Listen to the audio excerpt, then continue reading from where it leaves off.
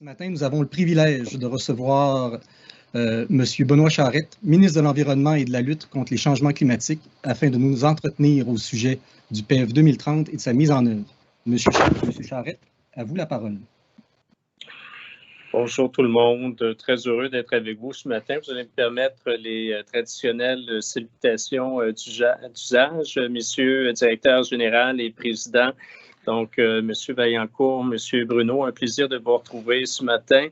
Mesdames et messieurs des conseils régionaux de l'environnement, mesdames et messieurs, c'est un réel plaisir de me retrouver avec vous ce matin. Le contexte demeure particulier, mais avec la technologie qui s'est passablement développée, ou à tout le moins les conférences virtuelles comme celle de ce matin ont pris beaucoup d'essor au cours des derniers mois. Ceci dit, la crise sanitaire sans précédent que nous traversons actuellement et notre lutte pour endiguer cette menace monopolise grandement notre action gouvernementale, ici comme partout dans le monde d'ailleurs.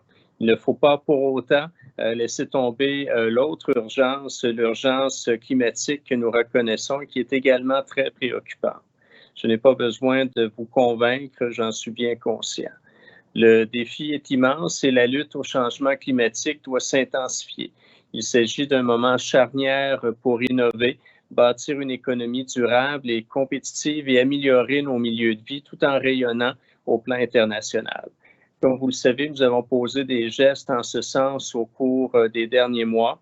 Le Québec s'est engagé à réduire ses émissions de gaz à effet de serre de 37,5 % d'ici 2030 par rapport à leur niveau de 1990. Cela représente essentiellement quelques 29 millions de tonnes en équivalent CO2. Nous avons également annoncé que nous voulions mener le Québec vers la carboneutralité en 2050, considérant le fait que le Québec est l'endroit qui émet le moins de gaz à effet de serre par habitant en Amérique du Nord. On peut dire que nos objectifs climatiques restent ambitieux. Et pour atteindre notre cible, nous avons lancé le 16 novembre dernier le fameux PEV auquel faisait référence votre directeur général. Je suis très heureux de vous présenter cet avant-midi les grandes lignes de cette politique cadre d'électrification et de la lutte contre les changements climatiques. Nous avons choisi de l'appuyer sur des plans de mise en œuvre de 5 ans, évalués et révisés annuellement pour tenir compte de l'évolution de la situation. Le premier vise donc la période 2021 à 2026 et dispose de 6,7 milliards de dollars, sans compter les investissements majeurs qui seront faits au niveau du transport en commun. Les revenus du marché du carbone contribuent évidemment de façon importante à la mise en œuvre de ce plan, mais le gouvernement y investit également des sommes importantes en crédit.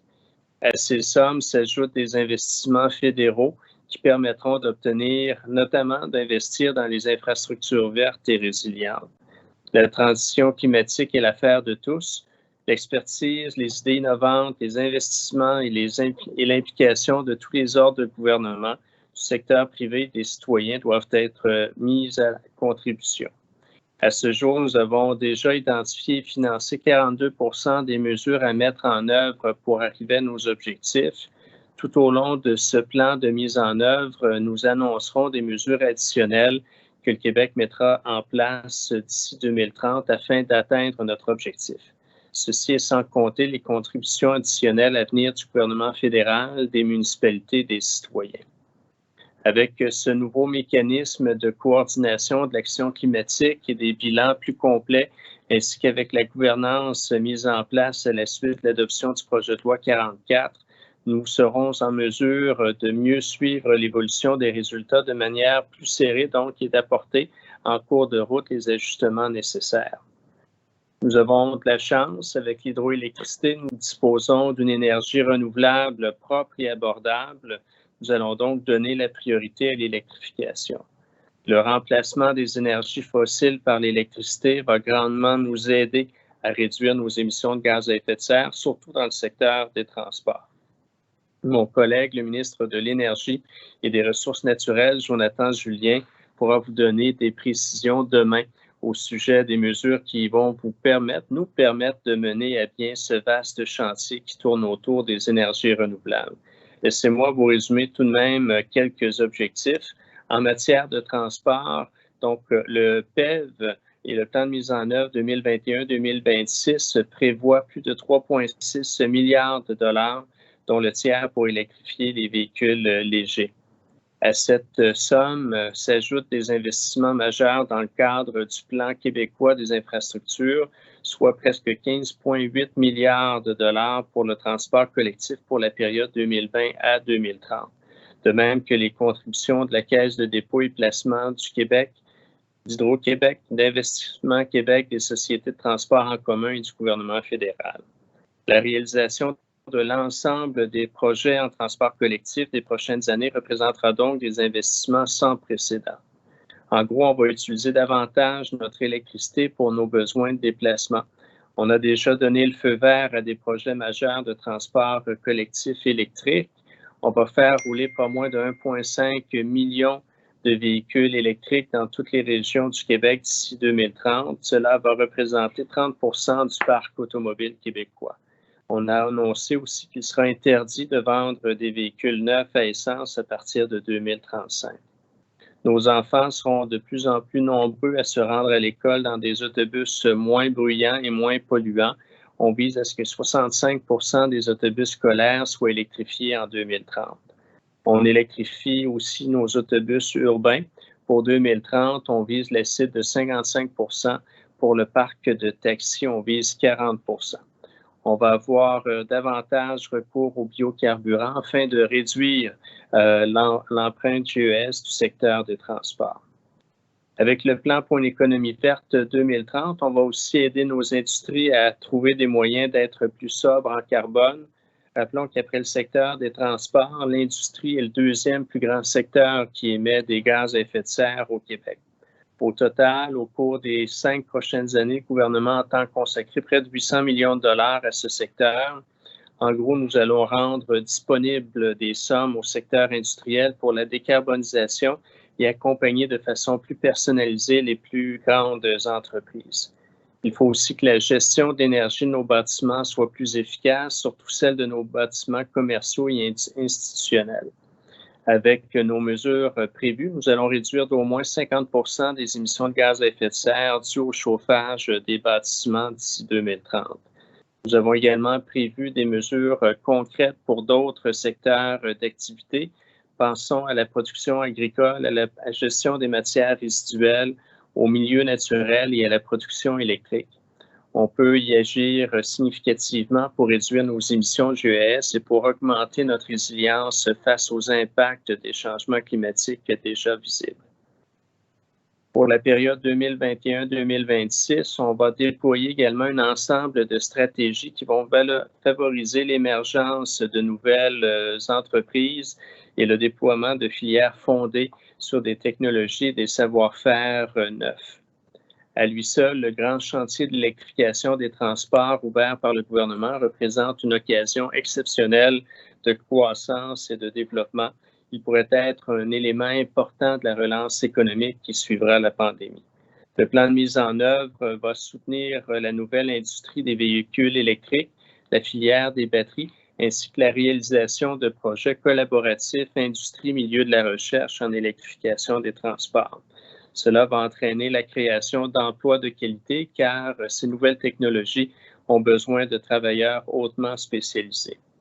Les bioénergies, par exemple la biomasse forestière résiduelle et l'hydrogène vert, un intervenant tout juste avant parlait d'ailleurs, vont également contribuer à l'atteinte de nos cibles climatiques.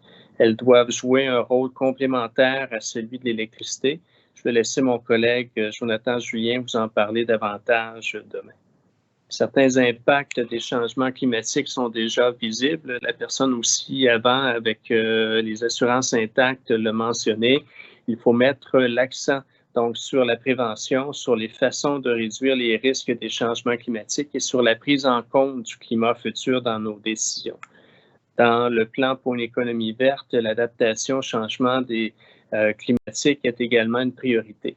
Près de 400 millions de dollars y sont réservés pour 2021 et 2026. Le plan de mise en œuvre cible les risques majeurs qui affectent certaines communautés, en particulier les îlots de chaleur, les inondations ainsi que l'érosion et la submersion côtière.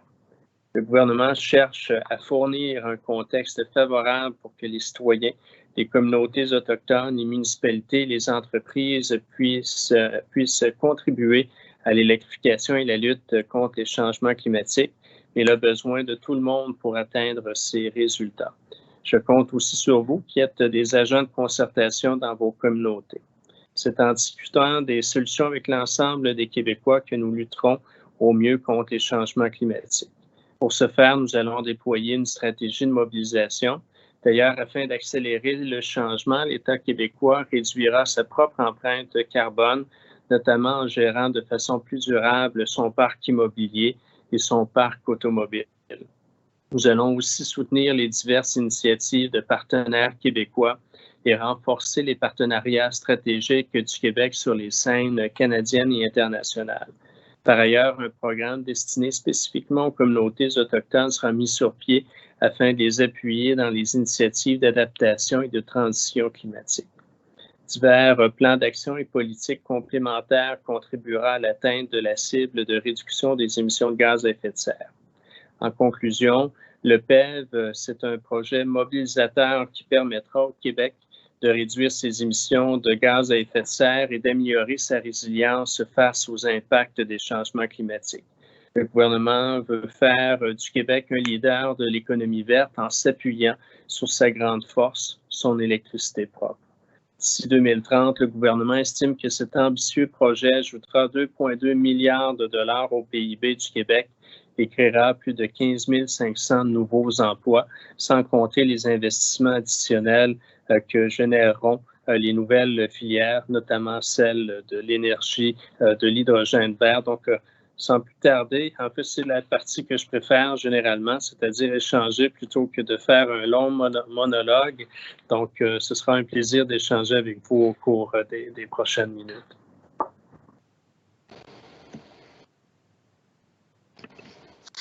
Merci beaucoup, M. Charette. En effet, on va débuter la période d'échange pour approfondir davantage le plan pour une économie verte 2030.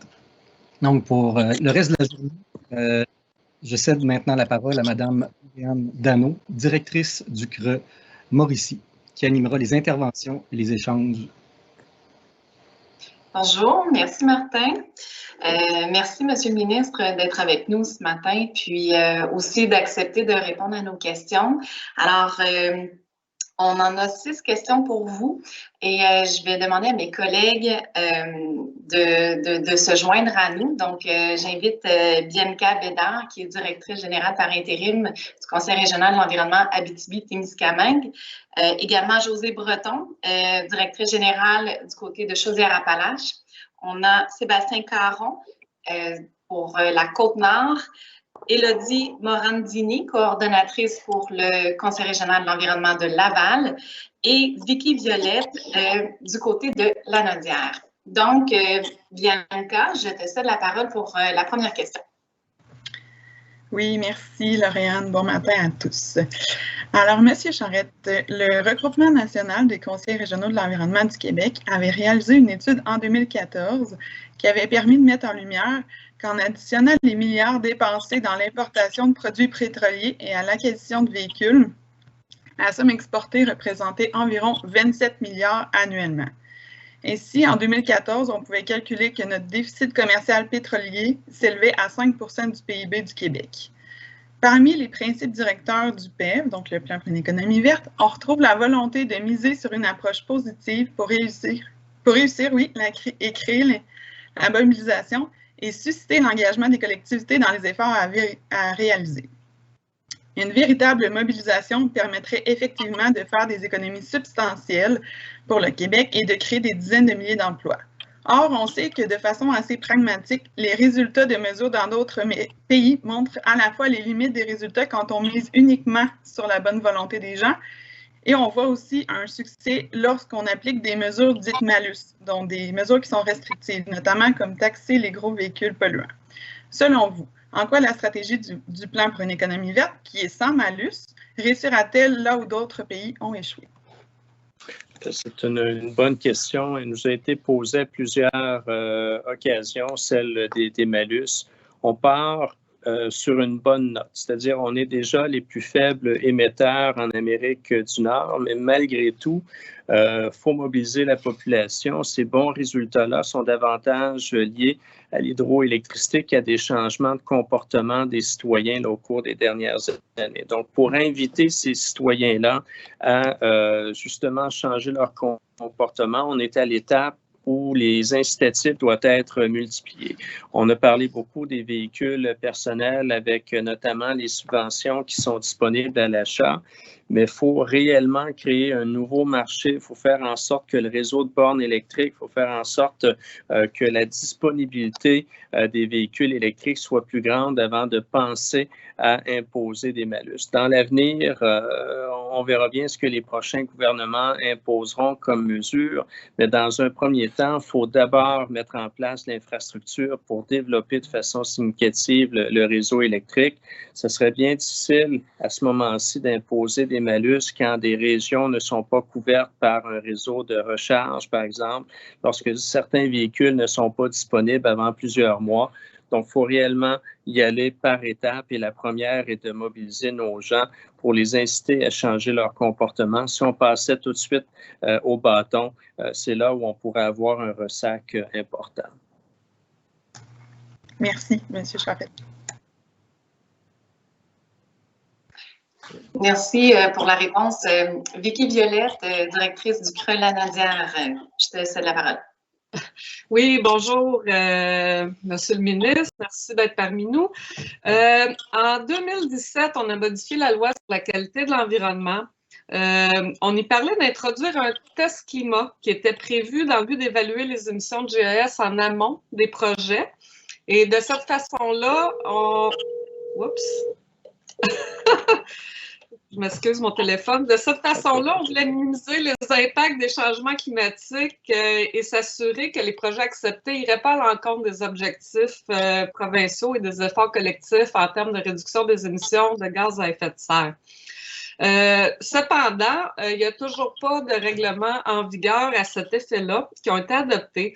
Donc, considérant tout de même que le test climat pourrait être un outil très intéressant dans la lutte au changement climatique et l'atteinte des objectifs du PEV 2030, est-ce qu'on pourrait s'attendre à ce que ça entre en vigueur prochainement, le test climat? Merci. En fait, bonne question également. Actuellement, effectivement, il n'y a pas comme tel de test climat d'implanter. Cependant, on a procédé au cours des derniers mois, sinon de la dernière année, une refonte importante de l'ensemble de la réglementation. On a appelé ça dans notre jargon là, le RAFI. Donc, c'est le règlement sur l'encadrement des activités en fonction de leur impact sur l'environnement. Et on a introduit dans le RAFI, on ne l'appelle pas comme tel un test climat, mais les demandeurs d'autorisation environnementale devront démontrer. C'est un système là, qui est entré en vigueur avec la nouvelle année. Donc, les demandeurs devront démontrer dorénavant que les émissions de GES ont été prises en compte et minimisées dans leur projet. Et dans l'évaluation environnementale qui en sera faite, il y a des précisions qui pourront être demandées, sinon des renforcements qui pourront être demandés par rapport à ce que le promoteur peut espérer comme autorisation. Donc, on ne l'appelle pas test climat comme tel, mais c'est déjà un pas important dans cette direction-là. Et ce qu'il faut savoir aussi, c'est que 83% de nos émissions au Québec sont déjà prises en charge par notre bourse du carbone, un système qui est déjà bien différent de celui que le fédéral veut implanter dans les autres provinces, un système que je ne juge pas. Cependant, notre système à nous entraîne réellement des réductions d'émissions, ce qui n'est pas encore démontré au niveau de la taxe fédérale. Et surtout, c'est un système qui nous permet d'engendrer des revenus importants. On parle de milliards de dollars, un petit peu comme j'évoquais plus tôt, pour justement multiplier nos mesures de réduction de gaz à effet de serre. Donc, tranquillement, ce sont des mesures là, qui se mettent en place pour apporter des changements là, concrets en matière de réduction de GES. Merci. Je céderai la parole à Sébastien Caron. Bonjour, Monsieur le ministre. Est-ce que vous m'entendez bien? Très bien. Parfait. Donc, moi, je suis de la Côte-Nord, donc je vais vous poser une question en lien avec ma région. On sait que le transport maritime chez nous, c'est quelque chose d'important. Vous avez parlé beaucoup de la question du transport routier, de l'électrification du transport. On sait que le transport maritime est souvent vu comme un bon moyen de réduire les émissions de gaz à effet de serre. Comment est-ce que vous pensez que la stratégie maritime du Québec peut venir complémenter le PEV à cet effet-là? Ma collègue Chantal Rouleau, j'ignore si vous avez eu l'occasion d'échanger avec elle ou de la rencontrer, développe beaucoup cette stratégie-là avec différentes annonces qui ont été confirmées au cours des derniers mois. Mais je ne vous le cacherai pas, on a un défi, comme dans bien des réformes que l'on doit implanter, on a un défi au niveau des communications. On a un défi au niveau de la pédagogie aussi à faire. C'est vrai qu'au niveau maritime, en termes de GES, les incidents sont beaucoup moindres que le transport routier traditionnel. Cependant, il faut convaincre la population que c'est le cas. Il faut faire cette pédagogie-là et c'est un travail qui est assez colossal parce que dans l'esprit de bien des gens, ce sont des données qui sont méconnues. Mais ma collègue Chantal Rouleau, il travaille avec différentes confirmations déjà, mais le maritime doit faire partie de notre gamme de possibilités en matière de transport. D'ailleurs, notre formation politique est née beaucoup autour d'un projet, le projet Saint-Laurent qu'on a appelé pour mettre de l'avant justement cet axe-là qui est fondamental, celui notamment du fleuve Saint-Laurent. Donc, Chantal, si vous ne l'avez pas rencontrée, c'est certainement une personne à convier à une de vos prochaines rencontres pour qu'elle puisse vous illustrer le potentiel qu'elle souhaite développer à ce niveau-là. Ça passe beaucoup par l'intermodal, par des réseaux multimodaux également, mais elle sera un plaisir très, très certainement de vous en parler. Et le PEV a déjà prévu des moyens financiers pour l'aider à se matérialiser, pour aider Chantal à matérialiser sa politique. Merci beaucoup. Je cède la parole maintenant à Élodie Morandini. Bonjour tout le monde, bonjour Monsieur le Ministre. De manière générale, de nombreux pays, villes ou régions mettent en place des stratégies d'économie circulaire pour lutter contre les changements climatiques.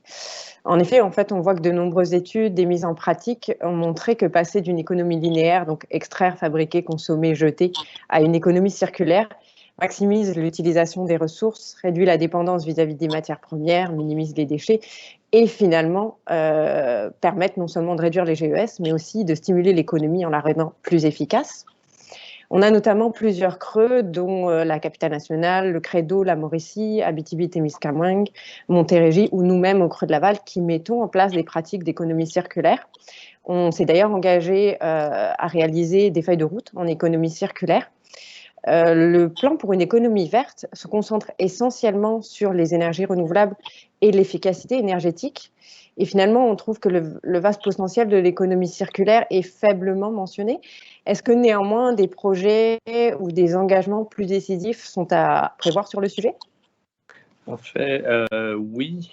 Et je vous dirais que les 2 premières années de mon mandat comme ministre de l'Environnement ont été largement consacrées à ce volet-là. On en voit on en perçoit quelques fruits déjà.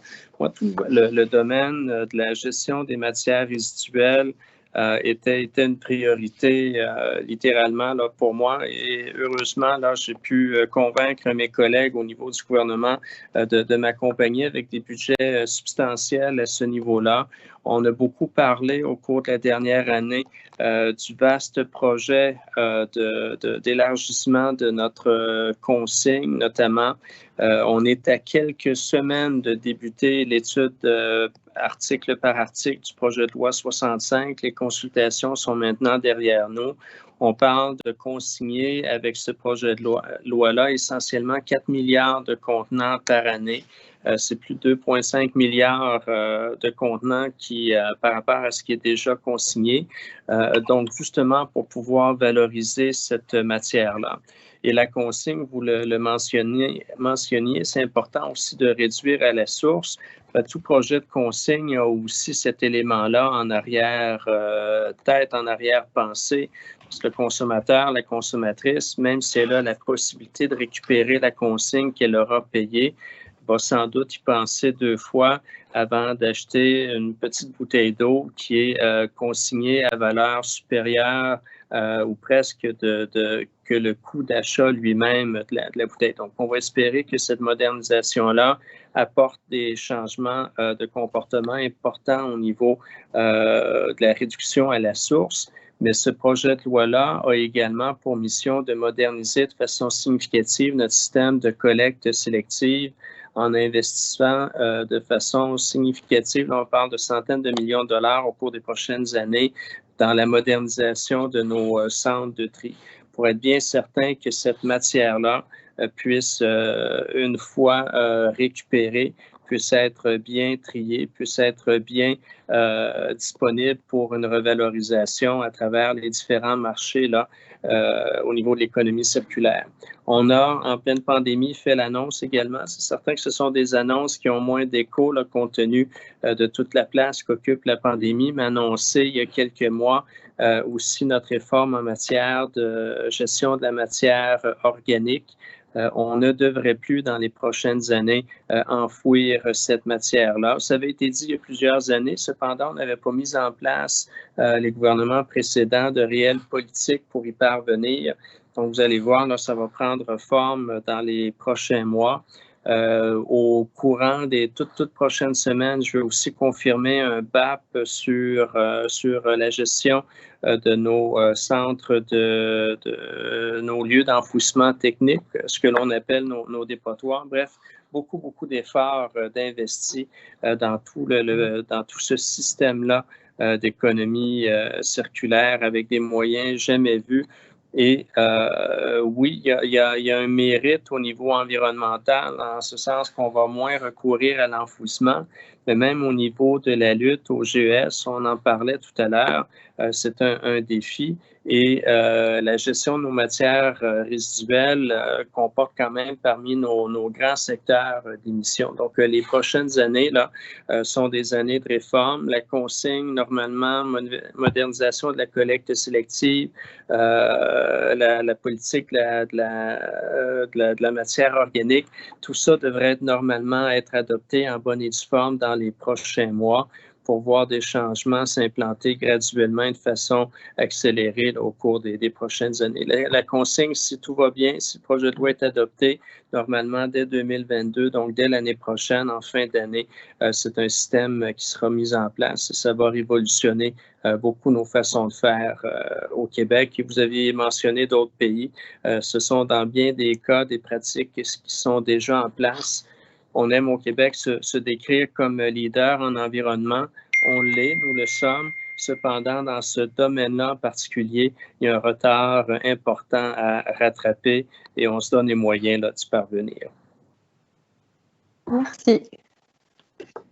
Merci. Prochaine question, Vicky.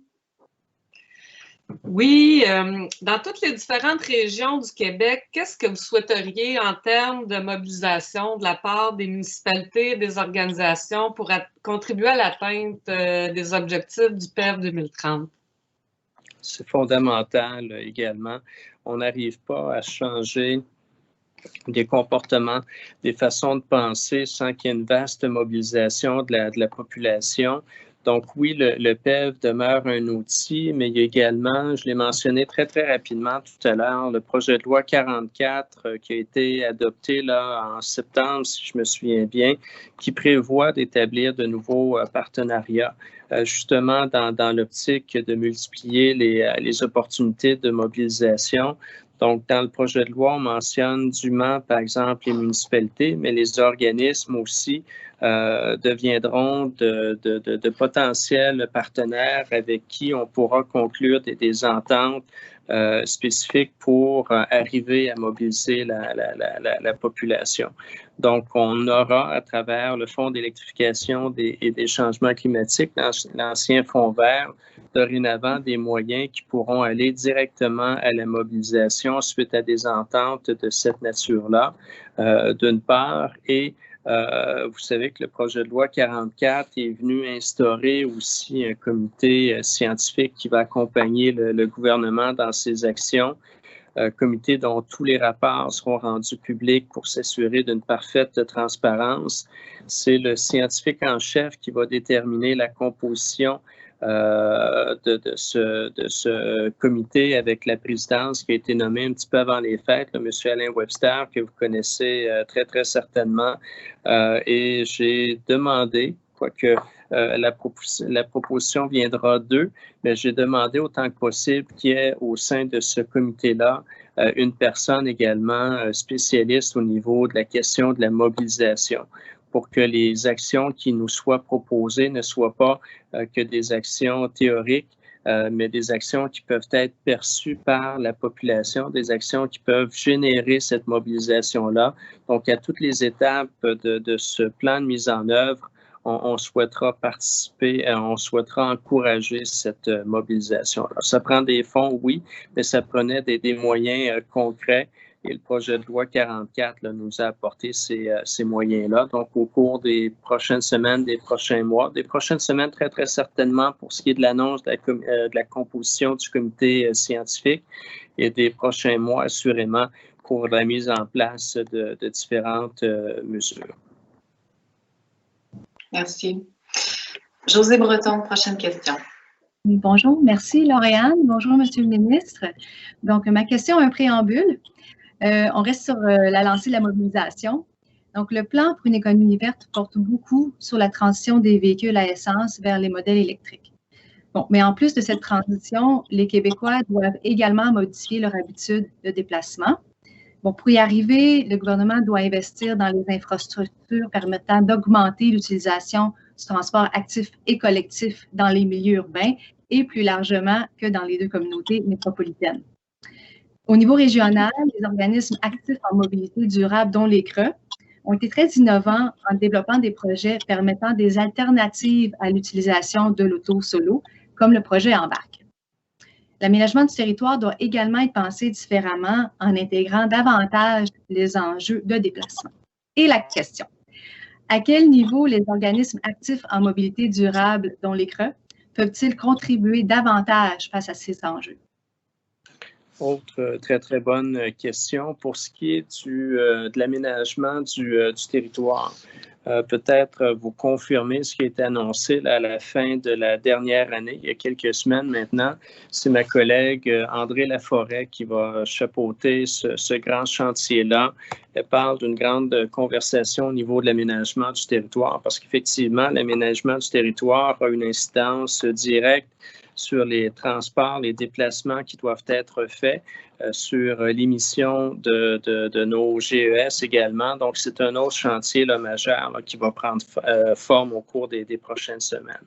Pour ce qui est du transport collectif, je le mentionnais, il n'y a pas de précédent au niveau d'engagement aussi massif au cours des 5 prochaines années.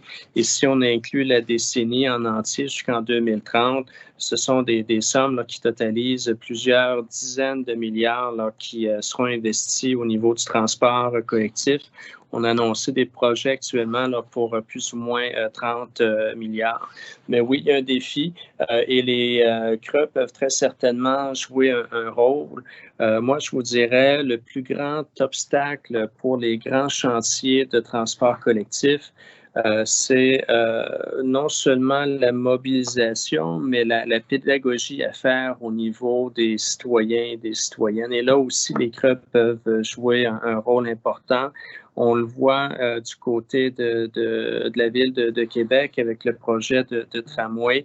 En fait, peu importe le projet, il y a tout le temps une opposition citoyenne qui se mobilise et le scénario qu'il nous faut éviter, c'est de faire en sorte que cette opposition-là vienne ralentir de façon importante les projets.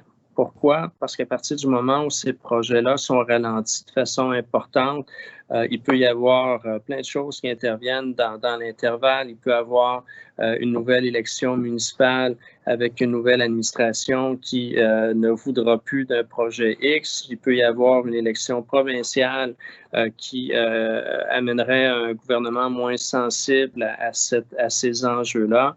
Donc, un gros défi. Et moi, l'exemple que je n'aime pas donner, mais qui est parlant, c'est celui de la ligne bleue. La ligne bleue, on l'annonce depuis le début des années 80 à Montréal. Et pourquoi? Parce qu'il y a tout le temps eu des mouvements d'opposition. Il y a eu des changements de gouvernement qui ne l'ont pas priorisé par la suite. Donc, il faut éviter ce cycle-là. Le développement que nous avons annoncé avec un calendrier précis doit se réaliser selon ce calendrier-là. Autrement, on ferait, par exemple, du REM de l'Est une future ligne bleue, c'est-à-dire attendre des années et des années pour desservir une population qui en a grand besoin. La même chose avec le tramway de Québec. On a des projets importants de transport collectif en Outaouais, en Estrie également, Rive-Nord, Rive-Sud de Montréal. Donc, il ne faut pas... l'opposition, c'est sain, il doit y en avoir, mais il ne faut pas laisser les opposants à tout projet de transport collectif faire en sorte que les délais s'allongent de façon assez considérable et les CRA peuvent être et sont de précieux partenaires à ce niveau-là. Merci. Prochaine question, Bianca. Bien, en fait, j'aimerais rebondir sur ce que M. le ministre vient de dire. Donc, en Abitibi-Témiscamingue, on est la deuxième région au Québec où les citoyens consomment individuellement le plus de produits pétroliers. Donc, on sait que le remplacement des véhicules à essence par les véhicules électriques, c'est pas une panacée. Il faut absolument tenter de réduire la dépendance des Québécois à l'auto-solo. Comment s'articule le PEV dans ce cadre-là pour réduire la dépendance?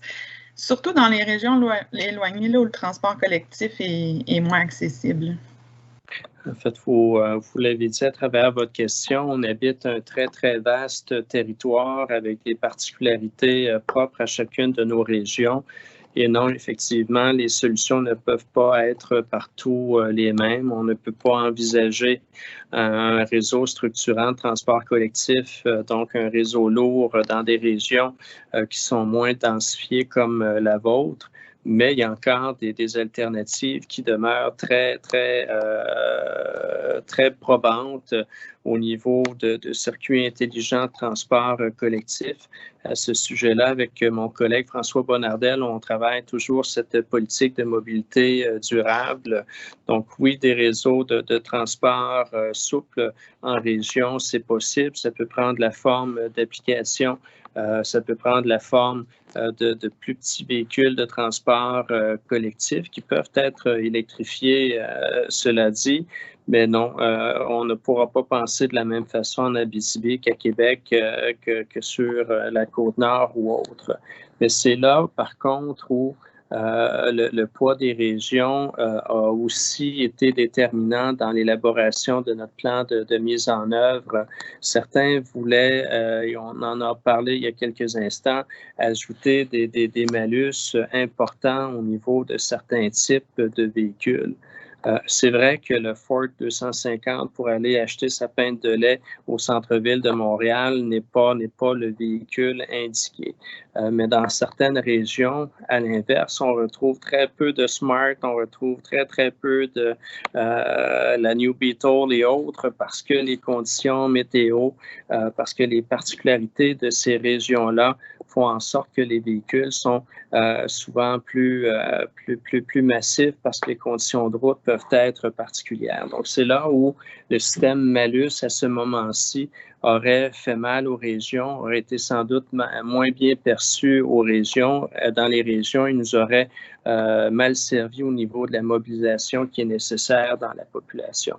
Mais même pour ce type de véhicule-là, moi, je suis à tous les mois ce que nos grands constructeurs promettent. Je regarde GM, je regarde Ford, le traditionnel et le mythique aux yeux de certains, Ford 150, aura sa version hybride dès les prochains mois, aura sa version 100% électrique dans un avenir rapproché. Donc, même en région, là où les plus gros véhicules ont davantage la cote, il y aura des alternatives dans un avenir prochain, d'ici les toutes prochaines années pour des véhicules électriques, mais ça n'empêche pas de prévoir des systèmes de transport collectif ou des systèmes de transport partagés dans ces régions-là.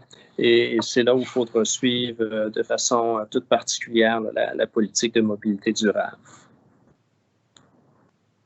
Merci. J'ai une question pour vous.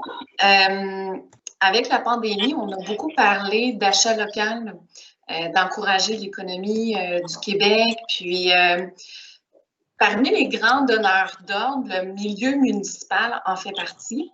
Et avec la loi sur les contrats des organismes publics, il y a encore la clause de privilégier le plus bas soumissionnaire, alors qu'il semble qu'il y aurait un beau potentiel pour à la fois encourager des entreprises locales qui intègrent les valeurs du développement durable, de prendre en considération l'analyse de cycle de vie des produits, notamment pour tout ce qui est la gestion des eaux, les matières résiduelles. Est-ce qu'on peut s'attendre pour donner un coup de main au milieu municipal qui aimerait encourager les entreprises locales, une révision de la loi sur l'octroi des contrats des organismes publics? En fait, oui, et pas juste au niveau municipal. Je l'ai aussi mentionné très rapidement tout à l'heure, mais le gouvernement du Québec, qui est un très gros donneur d'ordre également, doit donner l'exemple. Donc, ce principe d'exemplarité de l'État qui doit être mis de l'avant, ça, c'est un autre beau chantier qui, au cours de la prochaine année, va prendre de l'importance. On doit renouveler notre politique au niveau du développement durable. Et c'est même statutaire là, dans la loi. On est rendu à cette révision-là. Et c'est un travail qui est fait en partenariat avec Sonia Lebel, qui est au niveau du Conseil du Trésor. Donc, tout ce qui est exemplarité de l'État va beaucoup s'incarner à travers le Conseil du Trésor. On est en train d'élaborer justement les grandes lignes qui vont toucher l'ensemble des ministères, l'ensemble des sociétés d'État, mais également les municipalités. Donc, dans les prochains mois, je suis confiant, là, on devrait déjà envoyer des signaux dans le premier trimestre de l'année 2021, mais il y aura aussi ensuite une consultation au niveau de cette modernisation-là qui est à prévoir. Donc, tout ce qui est exemplarité de l'État, et j'inclus les municipalités là-dedans, ça va faire une belle différence compte tenu des contrats importants qui sont donnés par l'entremise de ces instances-là, compte tenu des sommes colossales que ça représente aussi. On parlait d'économie circulaire tout à l'heure. Il y a un lien à faire. On parlait d'économie locale aussi. Il y a définitivement un lien à faire. Et nonobstant tout ce qui est en lien avec l'exemplarité de l'État, vous avez vu là, au cours des derniers mois, mon collègue André Lamontagne, avec sa politique au niveau de l'autonomie alimentaire, avec aussi des moyens financiers importants, a pu mettre de l'avant ce concept-là. On va développer, et c'est bien correct parce que c'était uniquement la première étape. On s'est beaucoup amusé au détriment du fameux panier bleu, mais c'était la première étape qui a été annoncée là, au cours des derniers mois. Mais dans les toutes prochaines semaines, vous allez voir que on va en faire un site transactionnel, une forme d'Amazon québécois en quelque sorte pour favoriser non pas uniquement la promotion, parce qu'actuellement c'est essentiellement ça, le panier bleu, ça permet de connaître un petit peu ce que les commerces avoisinants peuvent offrir, mais on va le rendre transactionnel avec réellement la volonté de favoriser l'achat local. Puis on l'a répété, autant au niveau de l'agriculture qu'au niveau des commerces de proximité. Chaque dollar qui est investi en plus au niveau de l'achat local, pour l'économie québécoise, ça résonne en milliards de retombées. Et plus on développe des circuits courts, meilleure est notre capacité aussi à contrer nos émissions de gaz à effet de serre. Donc, de très, très beaux développements à ce niveau-là au cours des prochaines semaines et des prochains mois. On avait une question aussi sur la manière dont vous utilisez les changements climatiques comme levier économique. Bianca, je te laisserai poser la question. Ça fait un lien avec ce que vous êtes en train de dire. Merci, tout à fait.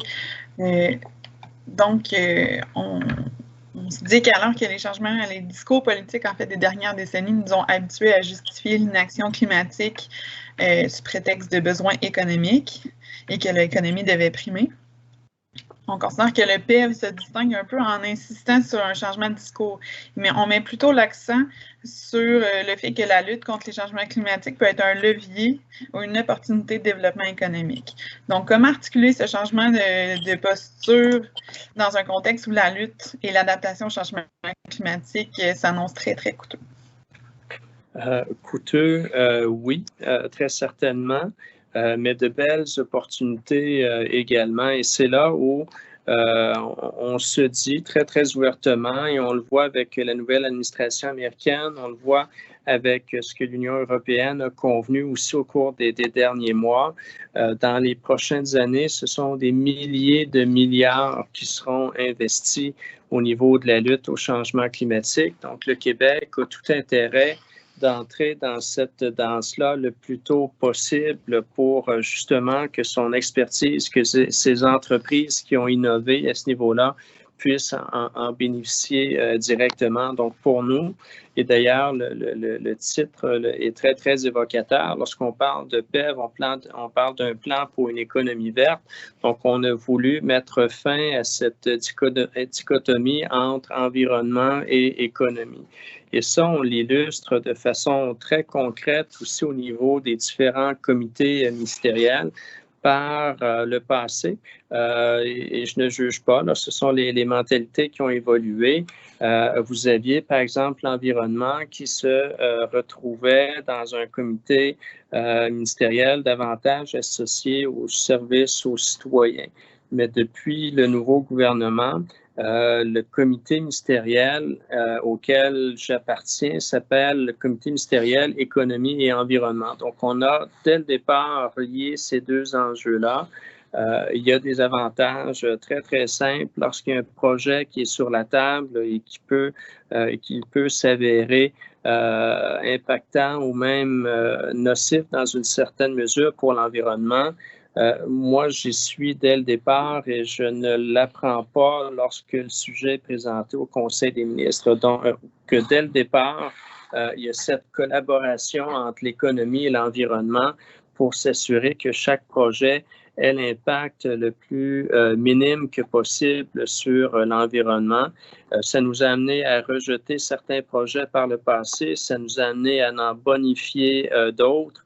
Donc, plus que jamais, il y a cette collaboration-là entre l'économie et l'environnement. Et à terme, compte tenu de tout l'argent qui va y être investi au niveau mondial pour nos entreprises, ça constitue un coup de pouce extrêmement puissant. Et au niveau du PEV lui-même, je me suis fait poser la question et je l'ai saisi très bien. Pourquoi investir autant, par exemple, au niveau de l'électrification des camions légers, des autobus?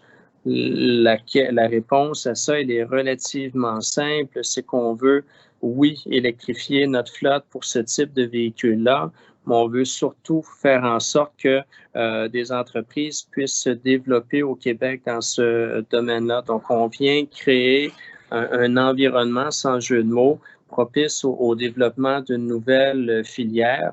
On entend beaucoup parler de Lyon depuis quelques semaines, quelques mois, compte tenu de ces contrats là, tout à fait intéressants avec les Amazon et autres de ce monde. mais à partir du moment où nous, on est dans les premiers à envoyer le signal et que Lyon développe son infrastructure au Québec, ben, non seulement on aura accès à ces véhicules-là, mais on aura aussi potentiellement plusieurs milliers de personnes qui vont travailler dans cette industrie-là. Donc, plus que jamais, environnement et économie peuvent être positivement liés à l'autre et non pas percevoir l'environnement comme celui qui, à la toute fin, est un petit peu l'empêcheur de tourner en rond ou celui qui est informé à la dernière minute d'un projet. On ne veut pas fonctionner de cette façon-là. Et c'est la raison pour laquelle, dès la création des comités ministériels, on a jugé bon, et c'était la seule chose à faire, quant à moi, de lier ces deux domaines-là qui sont de plus en plus complémentaires. Et dans bien des cas, quand moi j'ai un beau projet, je vais voir par exemple mon collègue Pierre Fitzgibbon qui lui est à l'économie et on trouve le moyen de les financer ensemble. Donc une synergie là qui n'a jamais été perçue par le passé, mais qui devient de plus en plus pertinente là, compte tenu des défis auxquels on est lié. Merci. C'est ce qui met fin à la période d'échange et de questions. Donc, encore une fois, Monsieur le ministre, merci d'avoir accepté de répondre à nos questions. On est 16 conseils régionaux de l'environnement, puis on en a sans doute 1000 à vous poser, mais d'avoir pu participer aussi à l'exercice de consultation à l'automne 2019, c'est sûr, ça nous a permis de vous interpeller aussi sur certains dossiers, des enjeux. Donc, je vous remercie beaucoup. Puis au plaisir de vous recroiser durant le forum si jamais vous assistez à nouveau. Merci à mes collègues aussi des autres régions pour vos questions.